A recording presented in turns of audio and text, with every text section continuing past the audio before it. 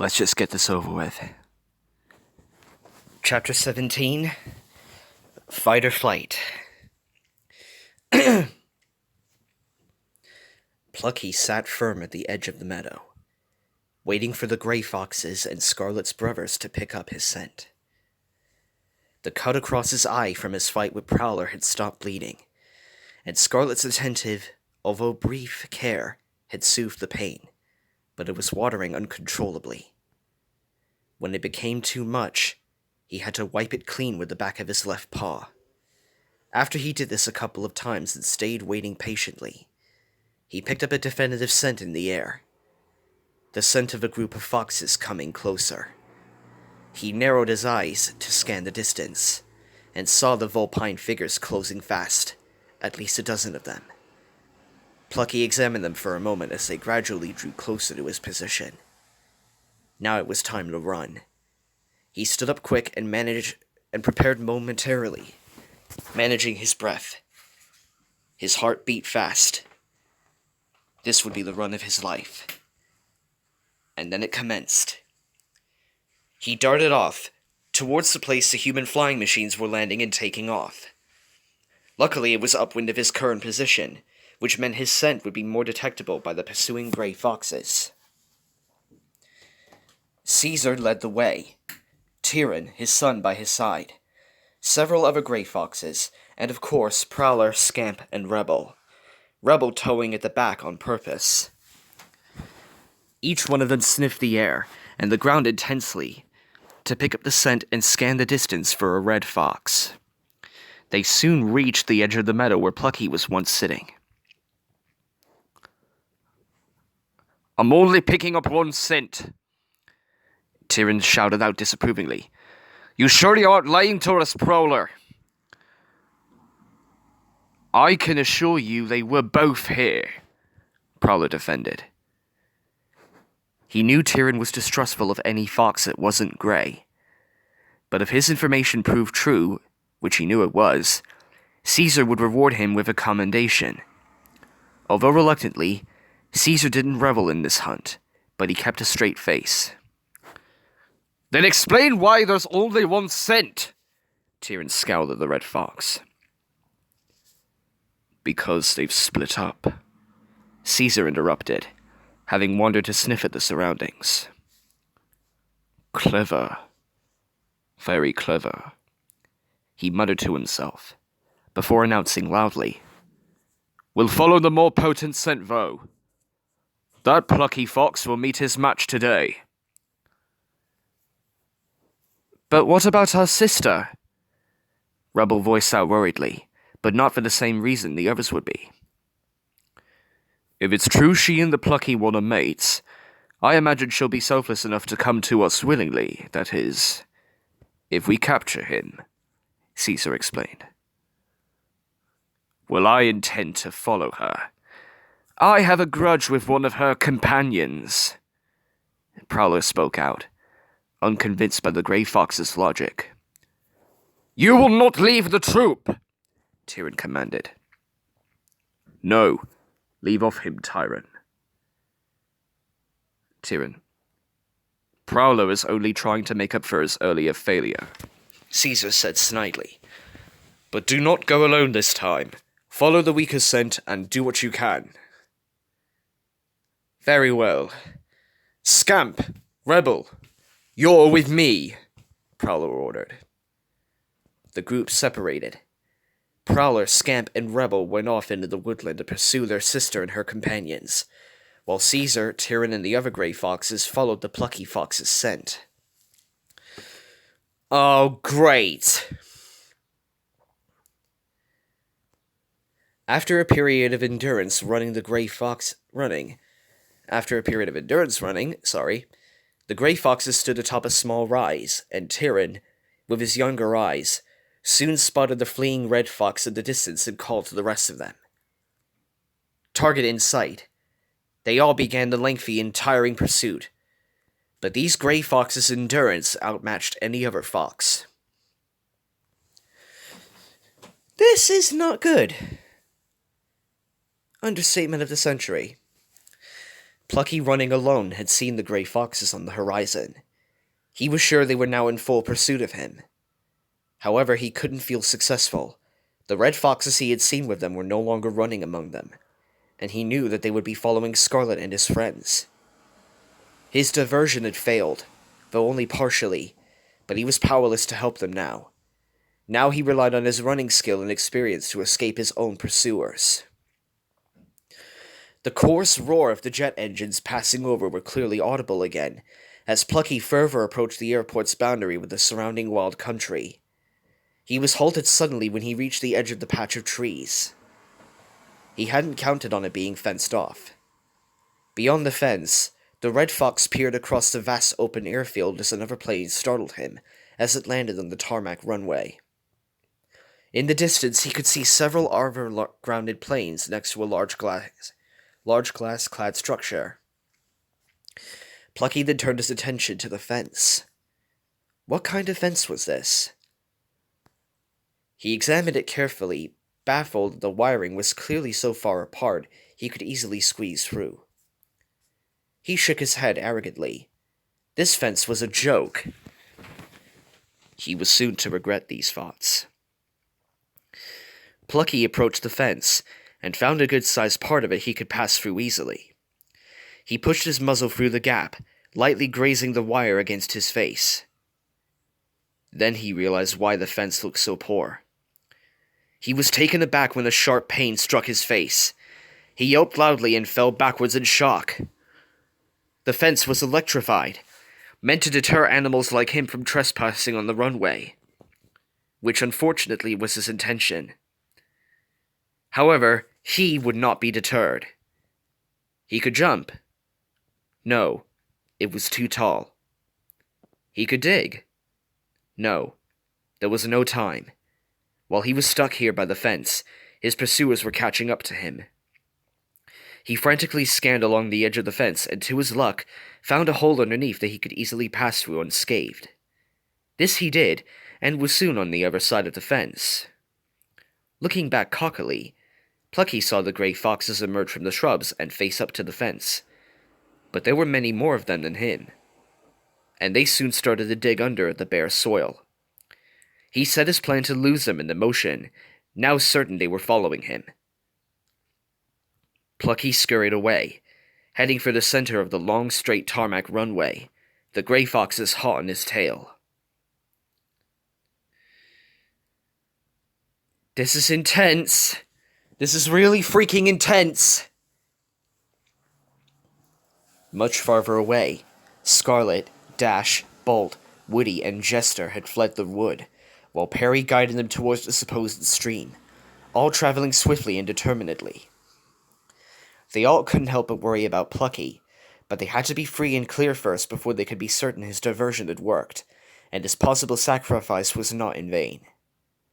Soon they reached the stream, but all suddenly stopped, and Scarlet exclaimed loudly at Perry. "Perry! That's not a stream!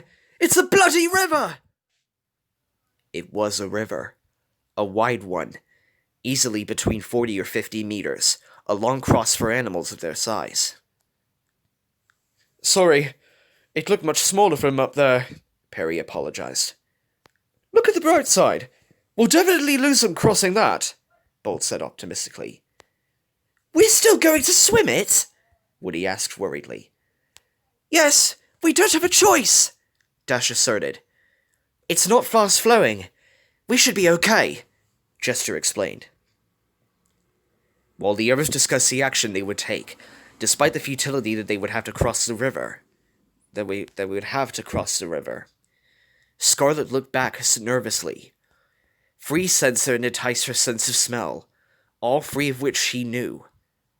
Her brothers were coming for her, but it was only them. She knew then Plucky had been partially successful, but she also despaired, knowing that Ceasar and Tyran were still following him, wherever he was. "You guys get across now!" the Vixen commanded. "What about you?" Dash asked nervously. "This is my fight, and I'll fight it alone," Scarlet said emotionlessly. "No!" They all pleaded at once. Scarlet, we can help! Dash cried. No offense to any of you, but 2 hares and 2 squirrels won't last 5 seconds against even 1 fox, Scarlet explained morbidly. They couldn't deny that her statement was completely true. I can help, Perry announced nervously. Guys, we won't go on without you, Bolt pleaded with both of them. This is no time to argue, Scarlet said forcefully. Now get swimming! There was no point to changing her mind. The 2 hares and 2 squirrels obliged and took to the water, although hesitantly. They didn't want to leave another of their friends behind, even if it was for their own benefit. We'll wait on the other side, Dash said nervously before jumping into the water herself to swim. After they were partly across the river, Perry and Scarlet shared looks of concern. Not for the others, for they were safe. It was for themselves. Where do you need me? Perry asked. Where you do best. In the sky. When I bark, you attack, Scarlet ordered resolutely. Understood, Perry said with the utmost fortitude. The falcon did as instructed and took to the sky, waiting for Scarlet's signal. The vixen stood firm at the bank of the river, facing inland, prepared to defend herself and for the sake of her friends. She didn't have to wait long. The tarmac runway felt solid and smooth under Plucky's paws. It was also warm to the touch, having been heated by the sun all day.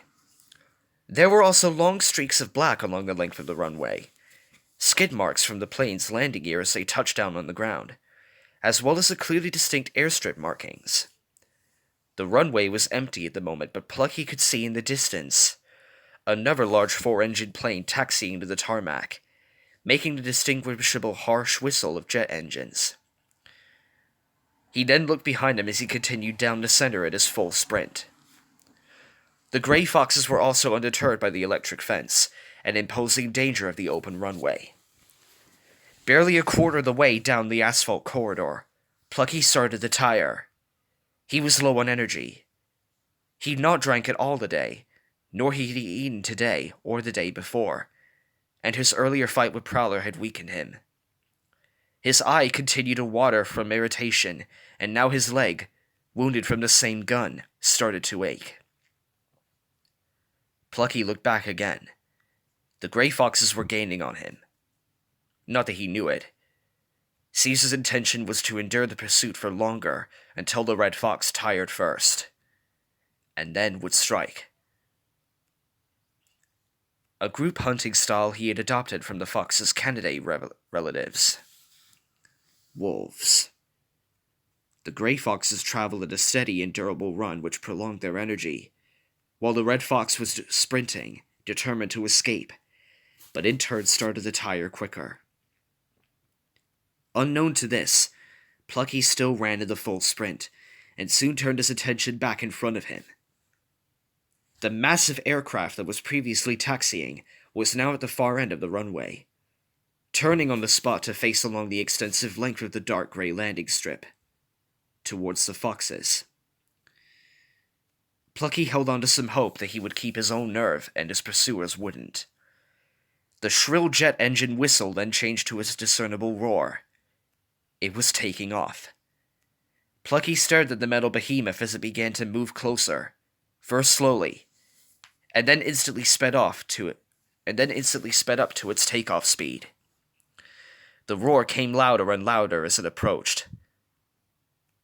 Plucky was terrified, more terrified than he had been in his life, but didn't falter.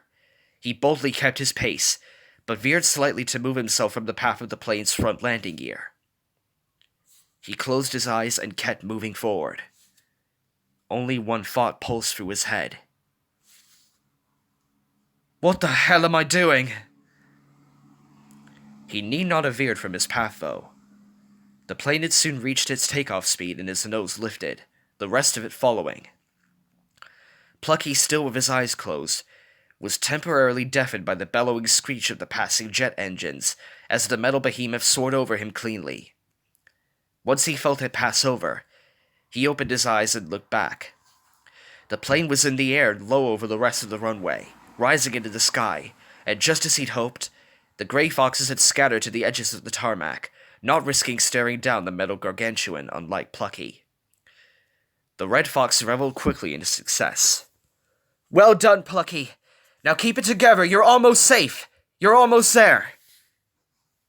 "Ha ha!" Plucky panted joyfully. "Woo!"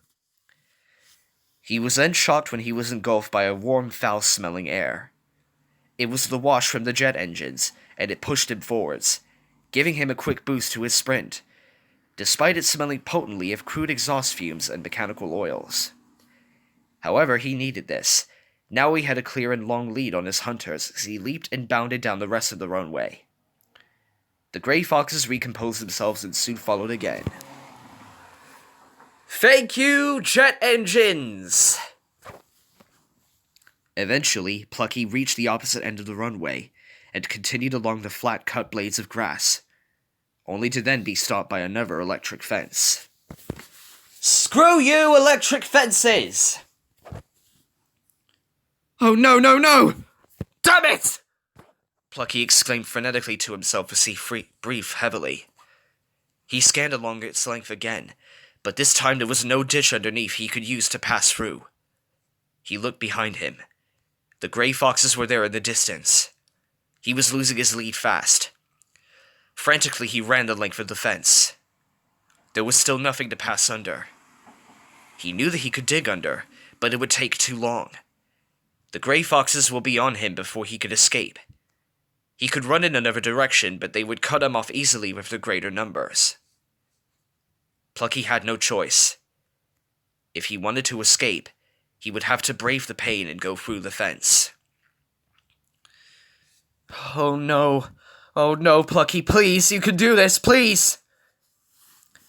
He found a hole big enough to slip through the electrified wire, hopefully to not graze along it too much. He approached the wire and forced his head through.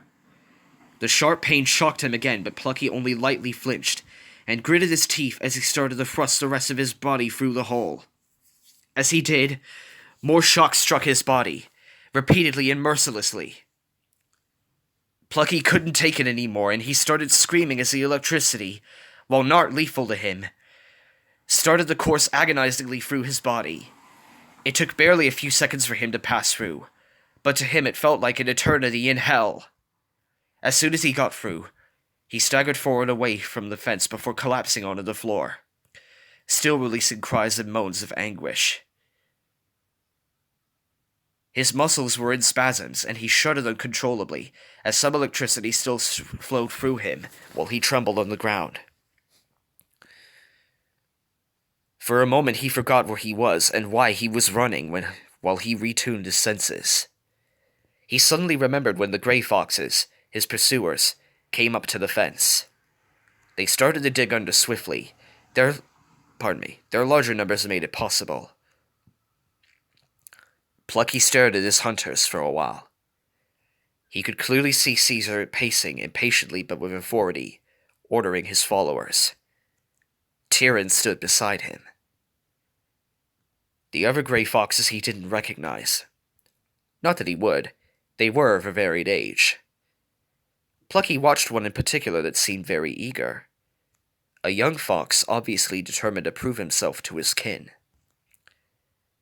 Plucky ceased his examination and got up to his feet, only partially recovered from his electrical torment.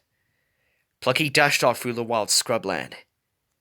He got barely another 100 meters when he stopped dead in his tracks. He stood atop the edge of a large ditch. And it was a road, an 8-lane motorway. "Oh my God! Again!" Meanwhile, by the river, Scarlet still stood resolute on the bank, ready to fight off her brothers. While physically she stood firm, mentally she was terrified. Her heart beat fast and mind wandered, thinking what could happen in the next few minutes. Soon 3 red foxes emerged from the wood, their run fast and unwavering. It was Prowler, Scamp, and Rebel, and upon seeing them Scarlet started to tremble, but he kept her composure. The 3 foxes slowed down and approached her, Prowler leading, Scamp beside him, and Rebel behind them. Rebel's heart warmed when he saw her. She had grown up a lot since the last they saw each other, and she looked well. But for how much longer? "Not one step closer!" Scarlet threatened angrily.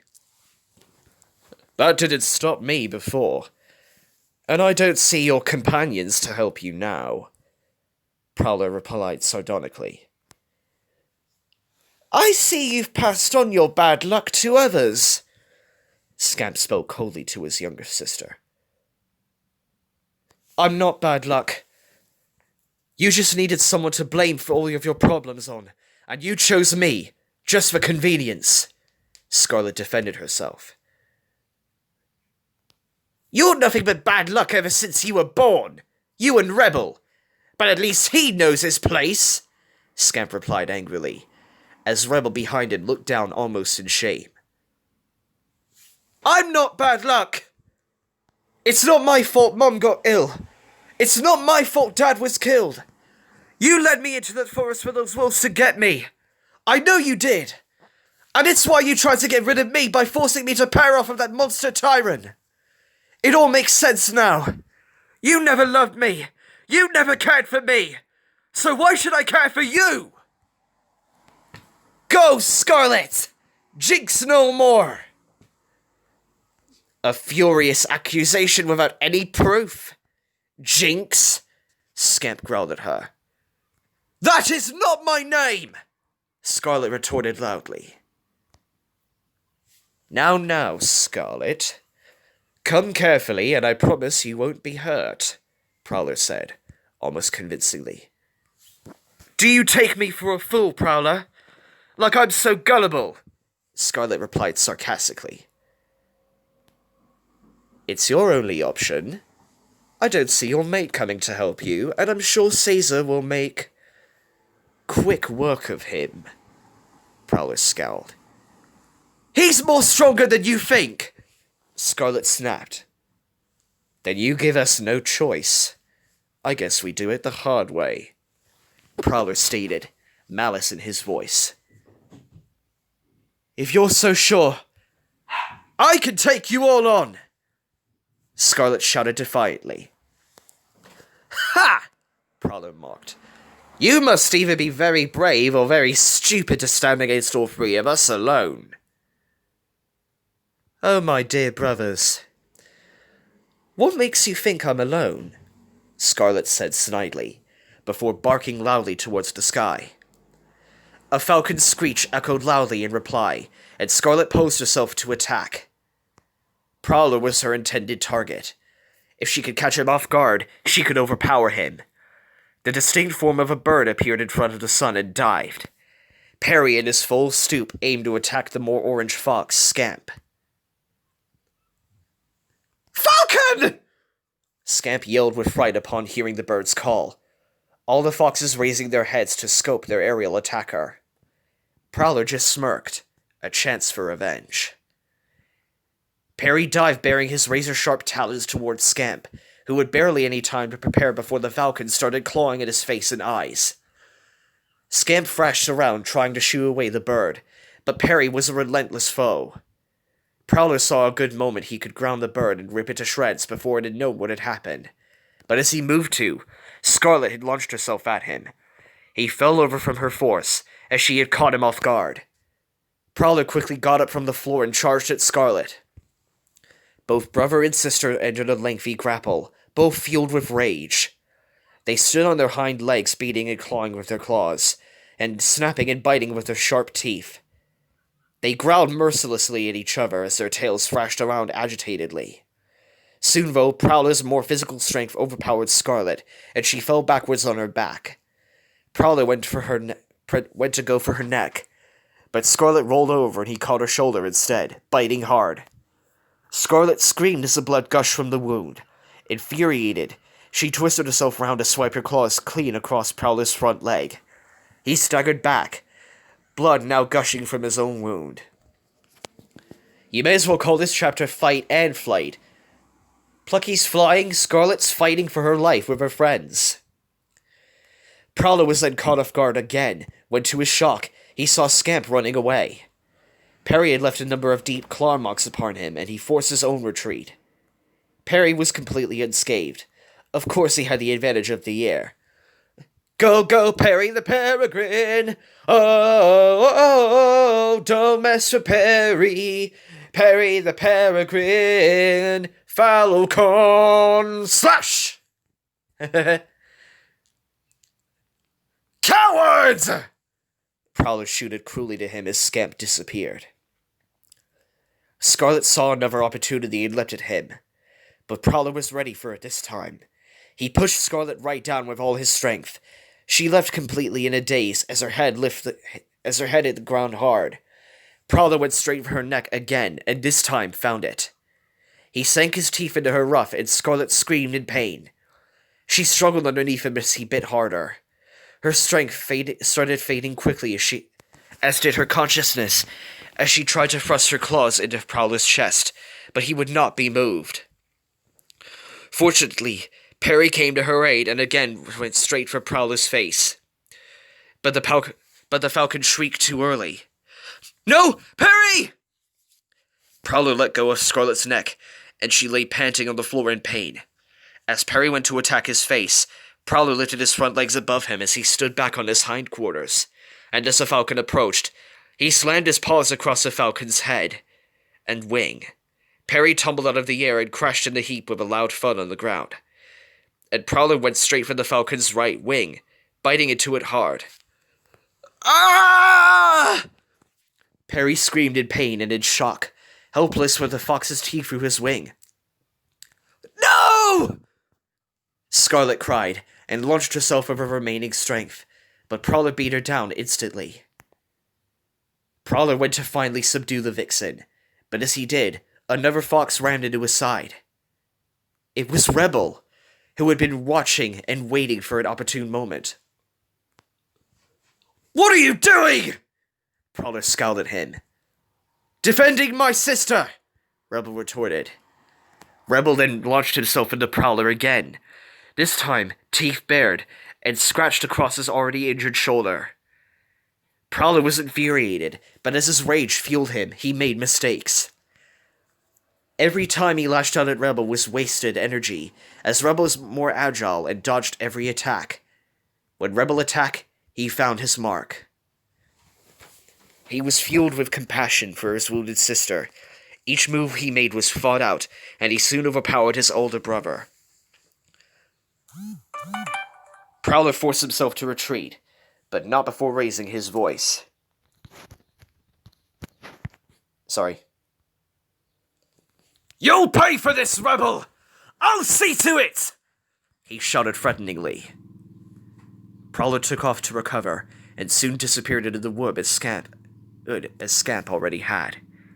He was going to stay true to his word. He would make Rebel pay for his treachery. Are you okay? Rebel asked Scarlet tenderly. He went to lick Scarlet's wounds, but she backed away from him. Why? Why help me? She asked wearily. Scarlet, I never stopped caring for you despite what you may believe. You're my sister, Rebel said in a protective, brotherly tone, and this time Scarlet let him soothe her injuries.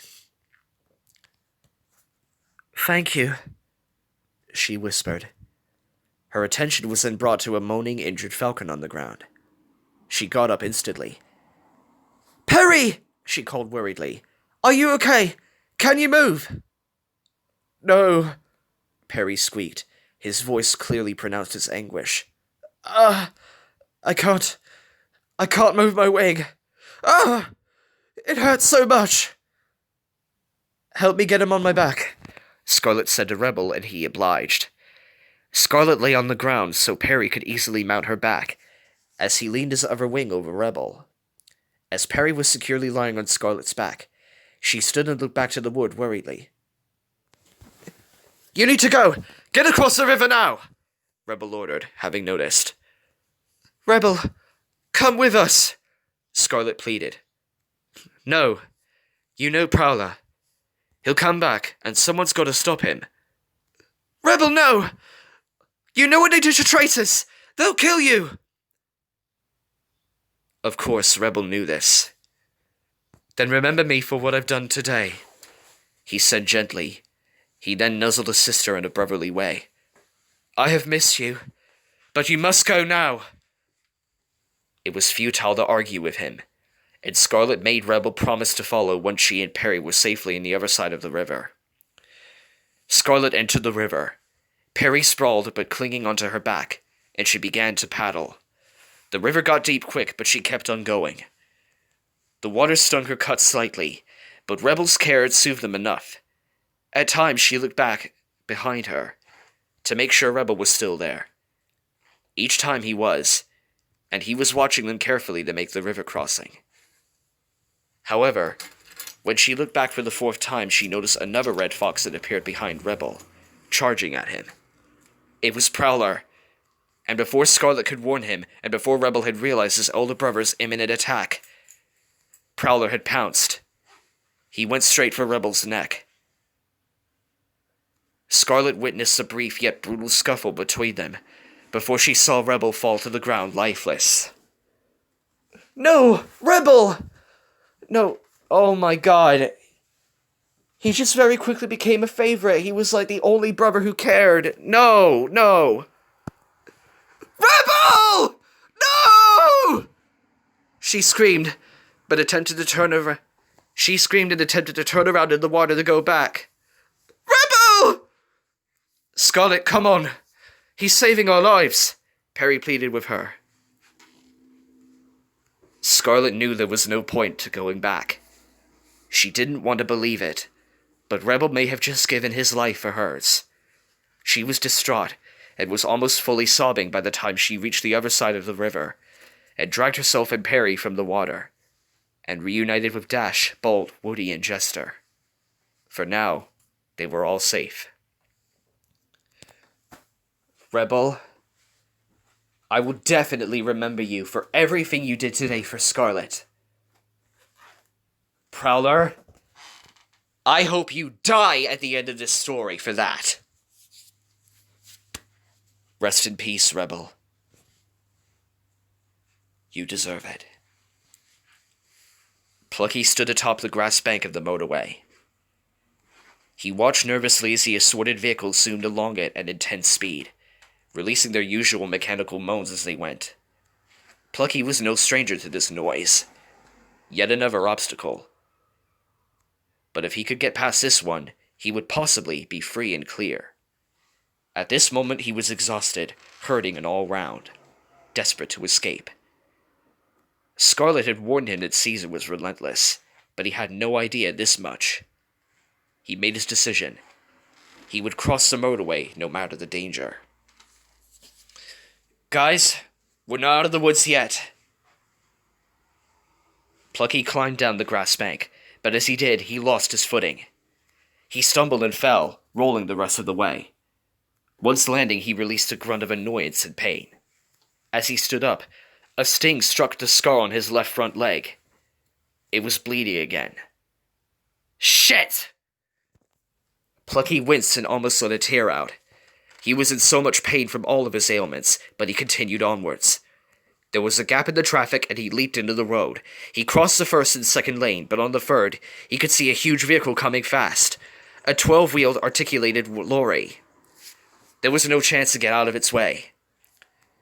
Plucky dropped to the ground, keeping his limbs and tail close to his body, and prayed it would pass over him cleanly.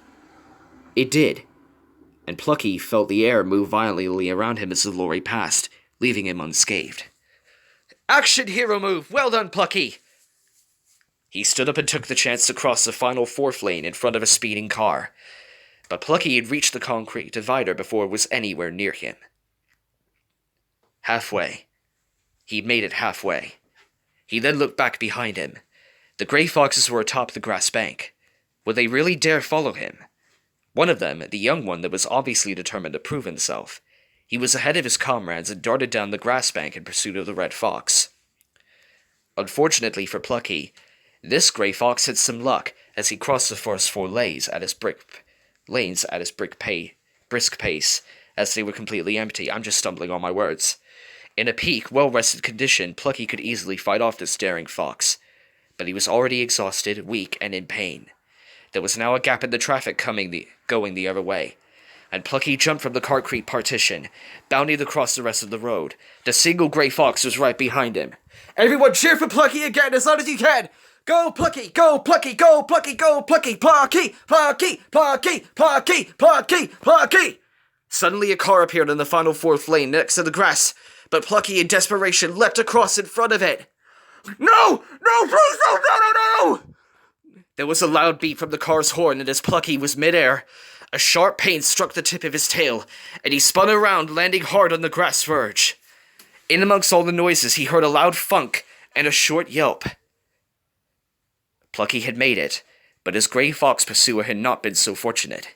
He had been hit by the car, and without a doubt, been killed instantly. Plucky was saddened, almost distraught. That grey fox was only younger than him, and now was dead. He realized how lucky he was to be alive, despite that the car had clipped the end of his tail. Oh, thank God! Oh, thank Christ! Is this like the same motorway that was in episode 10, Between Two Evils? If it is, that is amazing. That'd be interesting. Plucky dragged himself off the grass verge and started climbing up the rest of the bank. When he was halfway, he looked back across the motorway to his other grey fox pursuers. Even though Plucky could only see their figures, and Ceasar, the opposite side, could only see Plucky's figure. The grey and red fox shared a prolonged, deathly stare, an examination of their new nemesis. Soon Plucky broke this stare and disappeared through the shrubs on the top of the bank. The grey foxes could only watch as he vanished beyond it. "Let's get him!" Tyran said with fury. "No, let him go," Ceasar replied. "What do you mean, let him go? He's just caused the death of one of our own!" Tyran protested aggressively. "And unless you want to end up like him, splattered across the front of a vehicle, then you'll do as I say! Understand!"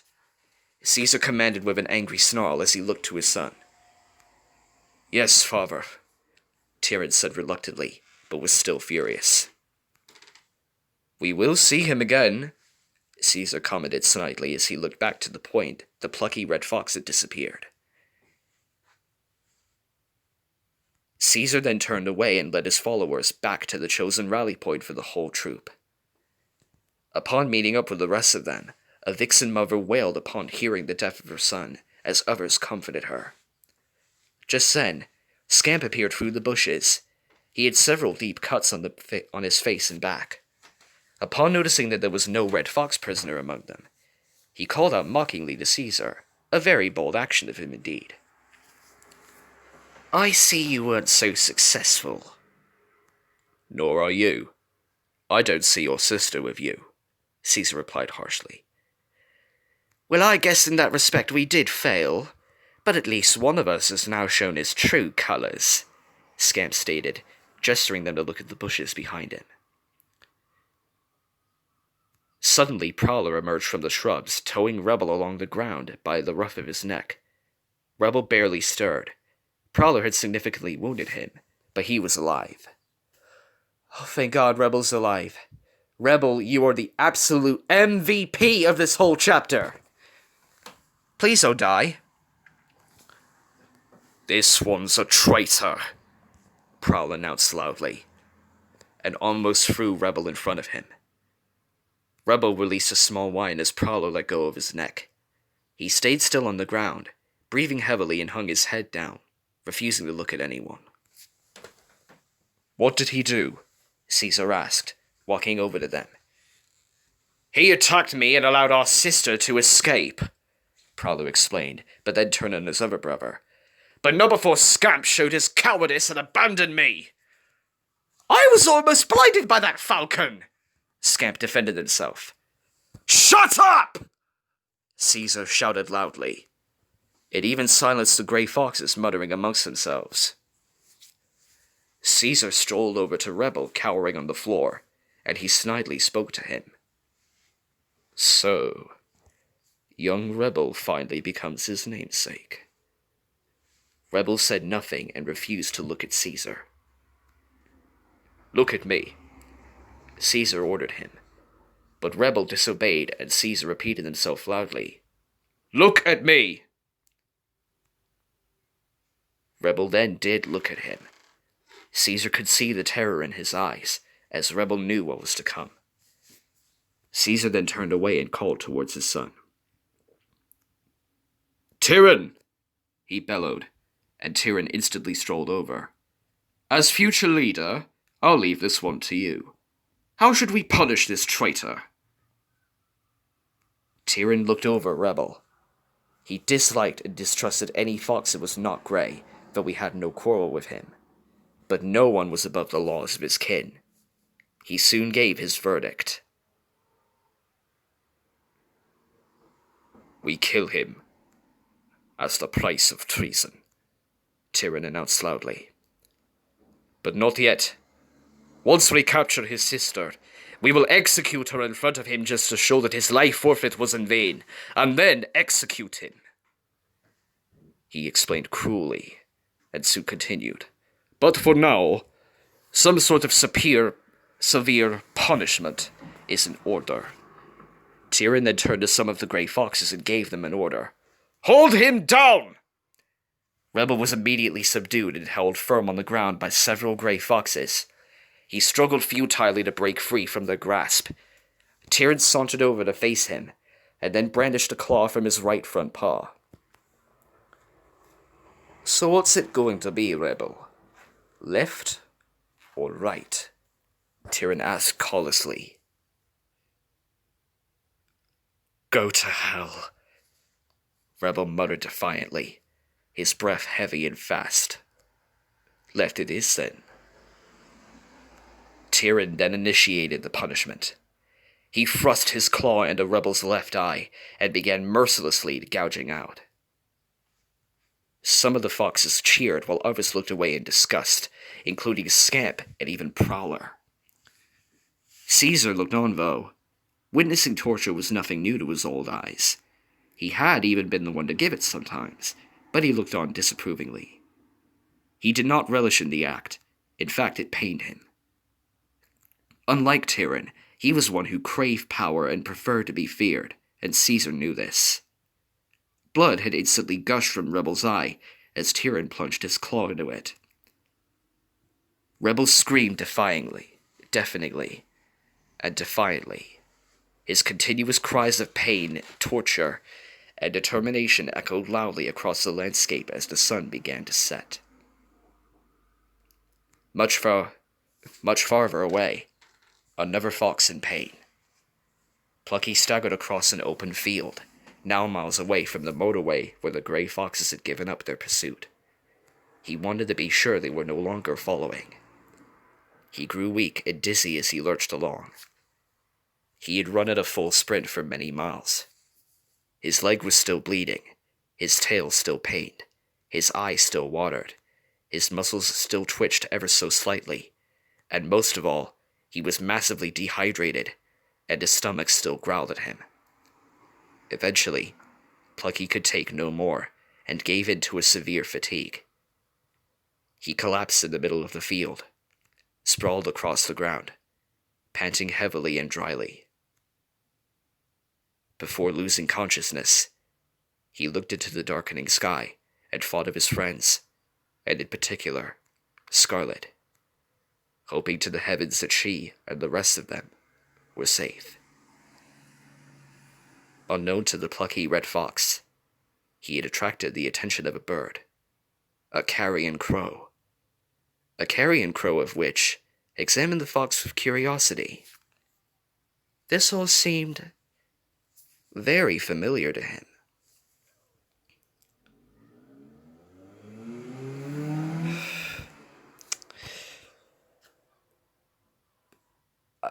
Thank you all for watching, guys. I'll see you in the next part.